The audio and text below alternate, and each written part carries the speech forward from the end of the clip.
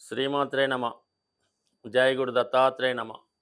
ఈ వీడియోలో మనం 2025 సంవత్సరంలో మిథున రాశి వారు ముందుగా ఎటువంటి జాగ్రత్తలు తీసుకోవాలి, వారు ఆర్థిక సంబంధించిన విషయాల్లో ఎటువంటి ప్లానింగ్ ముందుగా చేసుకోవడం వల్ల రాబోయే 2025 సంవత్సరంలో వీళ్ళకి అదృష్టం ఏ విధంగా కలుగుతుంది అన్న విషయాన్ని మనం ఈ వీడియోలో పరిశీలిద్దాం. మరి ముఖ్యంగా సంవత్సర ఫలితాలు పరిశీలించేటప్పుడు ప్రధానంగా మనం రాహు, కేతువు, శని, గురువు ఈ 4 గ్రహాలే తీసుకొని వాటి సంచారం ఆధారంగా సంవత్సర ఫలితాలు నిర్ణయించడం జరుగుతుంది. మరి ఇంచుమించుగా ఈ 2025 సంవత్సరంలో ప్రధానంగా ఈ 4 గ్రహాలు కూడా వారి వారి రాశులు మారడం జరుగుతుంది. మరి ప్రధానంగా అందరూ శని భగవానుని యొక్క మార్పు కొరకు ఎదురు చూస్తుంటారు. మరి అటువంటి శని భగవానుడు మరి 2025 సంవత్సరం మార్చి 29వ తారీఖున ప్రస్తుతం మిథున రాశి వారికి భాగ్యస్థానంలో ఉన్నటువంటి శని భగవానుడు దశమ స్థానంలోకి మారడం జరుగుతుంది. సో దశమ స్థానంలో ఉన్నటువంటి శని భగవానుడు అటు మీకు వృత్తి సంబంధించిన విషయాల్లోనూ మెయిన్ కర్మకారకుడు అవటం వల్ల గతంలో చేసినటువంటి పడినటువంటి కష్టానికి ఏ విధమైనటువంటి ప్రతిఫలం రావడం జరుగుతుంది అన్నది శని యొక్క స్థితి వలన చెప్పడం జరుగుతుంది. దశమంలో ఉన్నటువంటి శని భగవానుడు తన 3వ దృష్టితో 12వ స్థానాన్ని వీక్షిస్తాడు. కాబట్టి ఎవరైతే మిథున రాశి వారు విదేశంలో ఉద్యోగం కొరకు ప్రయత్నం చేస్తున్నారో వారికి విదేశ ఉద్యోగ అవకాశాలు చాలా బలంగా మనకి ఈ ఏప్రిల్ నెల నుంచి రావడం జరుగుతుంది. అలాగే వృత్తిలో మార్పు కొరకు ప్రయత్నం చేస్తున్న వారికి ఇటువంటి వృత్తిలో మార్పు కూడా రావడం జరుగుతుంటుంది.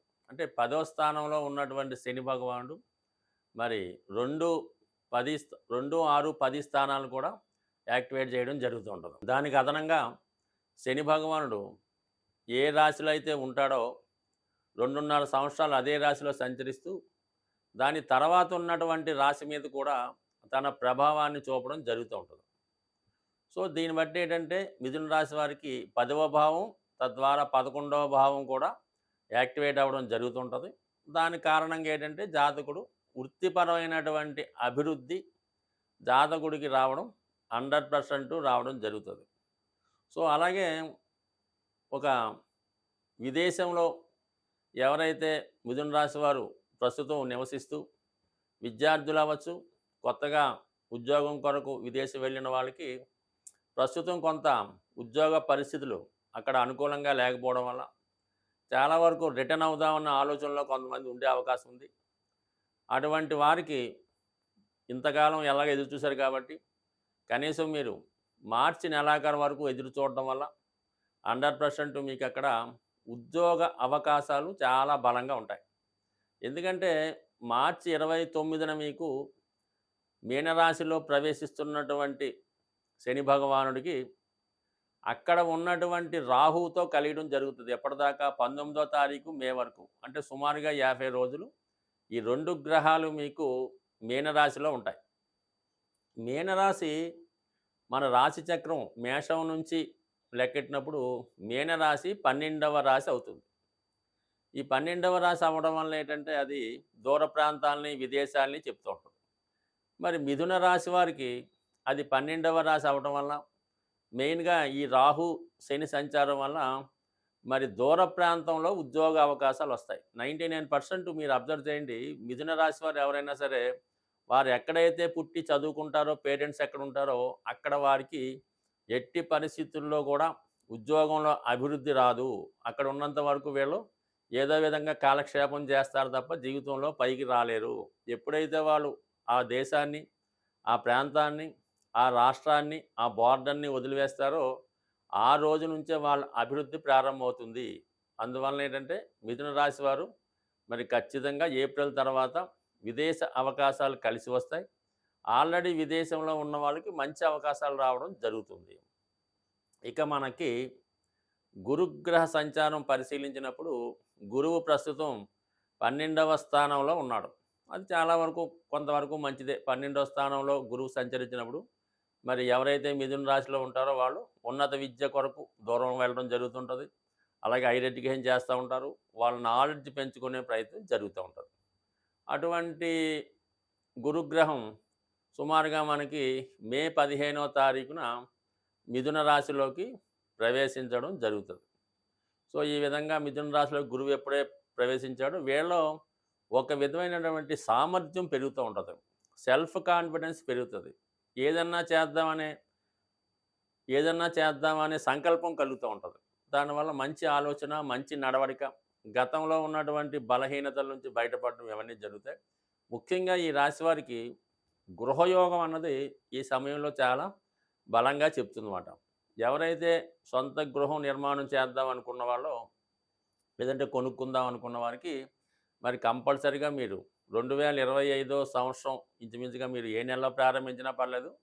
కానీ మీరు మే నెల అటు ఇటుగా మే నెల తర్వాత సొంత గృహంలోకి మారడం కానీ వేరే గృహంలోకి మారడం జరుగుతూ ఉంటుంది. అయితే మిథున రాశి వారు అంటే ఏదన్నా ఒక అద్దెంట్లో అయినా ఉండొచ్చు. లేదంటే వారు వేరే సొంత ఇంట్లో అయినా ఉండొచ్చు. అంటే సొంత గృహం కొనుక్కునే వాళ్ళు ప్రయత్నం చేస్తూ వేరే దగ్గర ఉన్న వాళ్ళకి సాధారణంగా వాళ్ళ గృహంలో వాయువ్యపరమైన దోషం ఉండే అవకాశం ఉంది.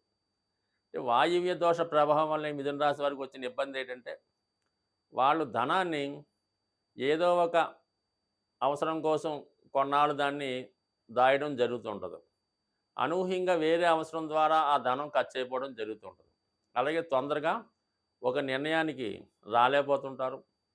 ఈ విధంగా ఈ మిథున రాశి వారికి వాయువ్య దోష ప్రభావం వల్ల అది కొంతవరకు విదేశ అవకాశాలు తీసుకోవాల్సి రావడం జరుగుతుంది. కానీ సొంత గృహానికి చాలా వరకు ఇబ్బంది పెడుతూ ఉంటుంది. ముఖ్యంగా మిథున రాశి వారి జీవితంలో ఒకసారి రుణం అంటూ అప్పు అంటూ చేస్తే జీవితంలో దాన్ని తిరిగి తీర్చడం అన్నది చాలా వరకు కష్టమవుతుంటుంది. అంటే అప్పు చేయడం అంటే వాహనం కొనడానికో గృహం కొనుక్కున్నాకైతే నో డౌట్ పర్వాలేదు. కానీ ఎవరికన్నా సహాయం చేయడానికో వేరే అవసరాలకో వ్యాపారానికో షేర్ మార్కెట్కో ఇటువంటి వాటికి మాత్రం అప్పు చేసి పెట్టుబడి పెడితే మాత్రం ఖచ్చితంగా అది నష్టపోవడం జరుగుతుంది. ఆ అప్పు మిమ్మల్ని జీవితాంతం ఇబ్బంది పెడుతూ ఉంటుంది.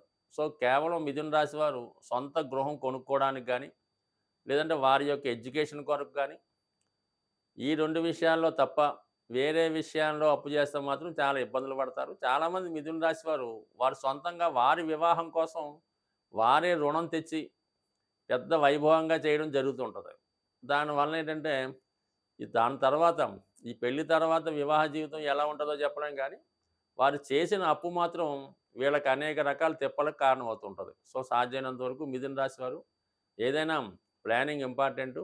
బట్ కానీ 2025 సంవత్సరంలో మీరు అప్పు అంటూ చేస్తే గృహం కొనుక్కోవడానికే చేయండి తప్ప వేరే అవసరాలకు చేసే ప్రయత్నం చేయొద్దు. స్వస్తి. 2025 సంవత్సరంలో సొంత గృహం యోగం చాలామంది రాసుల వారికి ఏర్పడడం జరిగింది. ముఖ్యంగా గురువు యొక్క స్థితి అయితేనే, శని భగవాన్ స్థితి అయితేనే, అలాగే మెయిన్ కుజుని యొక్క అనుగ్రహం చాలా వరకు ఈ రాశుల మీద పడడం వల్ల ఈ రాశిలో జన్మించిన వారు ఏ రాశి వారైనా వారికి సరైనటువంటి ఆదాయం ఉండి అర్హత ఉంటే ఏ కొద్దిపాటి ప్రయత్నం చేసినా మీకు సొంత గృహం ఏర్పడుతుంది. మరి ఆ సొంత గృహం ఏర్పడాలంటే మీరు చేయవలసినటువంటి రెమెడీస్ ఏం లేదు. జ్యోతిష శాస్త్రరీత్యా కుజుని యొక్క బలం ఉంటేనే జాతకంలో వాడు భూమి కానీ గృహం కానీ ఏర్పాటు చేసుకోగలడు. అంటే ఒక విధంగా కుజుడు ధైర్యాన్ని ఇస్తూ ఉంటాడు. ఒకడు నెలకి 2 లక్షలు సంపాదించిన ఇల్లు కొనుక్కోవడానికి అసలు ధైర్యం చేయలేకపోతుంటాడు. మనం ఇన్స్టాల్మెంట్ కట్టగలమా, ఒకవేళ ఉద్యోగం పోతే ఏమొద్దని ఇబ్బంది పడుతుంటాడు. వాడు ఎప్పుడూ కొనలేకపోతుంటాడు. అలాగే నెలకు 30,000 జీతం తెచ్చేవాడు కూడా వాడి తాహా తగ్గట్టుగా ఏదో గృహం ఏర్పాటు చేసుకోవడం, దాన్ని ఇంకా ఇంప్రూవ్ చేసుకోవడం జరుగుతుంటుంది. ఏదన్నా కుజ బలం ఇంపార్టెంటు. దాని తర్వాత ఏంటంటే కుజుడి యొక్క అనుగ్రహం పొందాలంటే మీరు అటు సుబ్రహ్మణ్య స్వామి, వేగంగా మనం గృహ నిర్మాణం కావాలంటే ఆంజనేయ స్వామిని మించింది లేదు. మీరు ఒక గట్టి సంకల్పం పెట్టుకొని ఒక 8 మంగళవారాలు ఆంజనేయ స్వామిని తమలపాకులతో పూజించుకోవాలి. ప్రతి వారం కూడా తమలపాకులతో పూజించి మరి ఒక అరటిపళ్ళు కానీ, కొబ్బరికాయ కానీ నైవేద్యంగా పెట్టాలి. సంకల్పం వారం వారంకి పెరుగుతూ ఉండాలి. దానికి తగ్గట్టుగా మీరు ఏదో ఒక ప్రయత్నం కూడా చేస్తూ ఉండాలి. అలాగే వీలుంటే కోతులకి, అంటే మనకి కొద్దిగా నగరం అవుట్లెట్స్ గట్టా ఉన్నప్పుడు మరి మెయిన్ రోడ్డు మీద కాకుండా కొద్ది పక్కన తోటలాగా ఉంటే మీరు ఎంత కొనగలిగితే అంత కొంతవరకు అవి మీరు ఎంత బరువు ఉంటారో దానికి తగ్గట్టుగా అరటిపళ్ళు కానీ, ఏవైనా ఫ్రూట్స్ కానీ కోతులకి ఆహారంగా పెట్టడం వల్ల మీకు తొందరగా మరి సొంత గృహం ఏర్పడుతుంది. మరి స్త్రీలు ముఖ్యంగా వారి యొక్క కోరిక తీరాలంటే మణిదీప వర్ణన అని ఉంటుంది.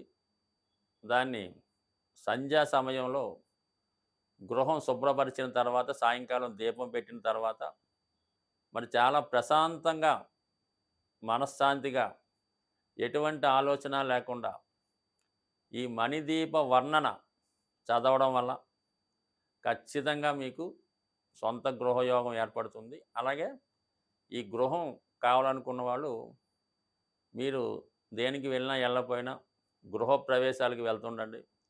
ఎక్కడన్నా ఇల్లు కన్స్ట్రక్షన్ జరుగుతుంటే ఫర్ సేల్ అని బోర్డు పెట్టిన అపార్ట్మెంట్ ఉన్నా, మీ దగ్గర డబ్బులున్నా లేకపోయినా ఒకసారి వెళ్ళండి. వాళ్ళని కనుక్కోండి, ఎంత అవుతుందనో తెలుసుకోండి, దాని బ్రోచర్లు తెచ్చుకోండి, మీ దగ్గర పెట్టుకోండి. అలాగా అలాగే మీరు ఒక బిల్డర్తో కానీ, ఒక తాపీ మేస్త్రితో కానీ స్నేహం చేసుకొని ఉన్నా లేకపోయినా ప్రతి విషయం కనుక్కోండి. సిమెంట్ రేటు తెలుసుకుంటూ ఉండండి, ఐరన్ రేటు తెలుసుకుంటూ ఉండండి, భూమి విలువ ఊరికనే తెలుసుకొని ఫ్రెండ్స్కి చెప్తూ ఉండండి. కంపల్సరీగా అదంతా యాక్టివేట్ అయ్యి ఖచ్చితంగా మీకు ఒక గృహం అన్నది ఏర్పడుతుంది. ఏదన్నా మనం ఏ లైన్లో ఉంటే, ఏ ప్రయత్నంలో ఉంటే ఖచ్చితంగా అందులో మనకి రాణింపు రావడం జరుగుతుంటుంది. అందుకని మీరు ఈ గృహం కట్టే వాళ్ళతోనో, గృహం చుట్టుపక్కల తిరుగుతూ కనుక్కుండా ఏదో రియల్ ఎస్టేట్ వ్యాపారం చేయకపోయినా అమ్మికొన్నట్టు అందులో రోజుకొక గంట చేస్తే ఖచ్చితంగా మీకు ఆ ఇంటికి తగ్గ డబ్బు అదే వస్తుంది, అదే గృహం ఏర్పడుతుంది. కావాలంటే ప్రయత్నం చేసి చూడండి. మీకు ఖచ్చితంగా మరి 2025లో మీరు ప్రయత్నం బట్టి ఒక 90 రోజుల్లో సొంత గృహం ఏర్పడుతుంది. స్వస్తి.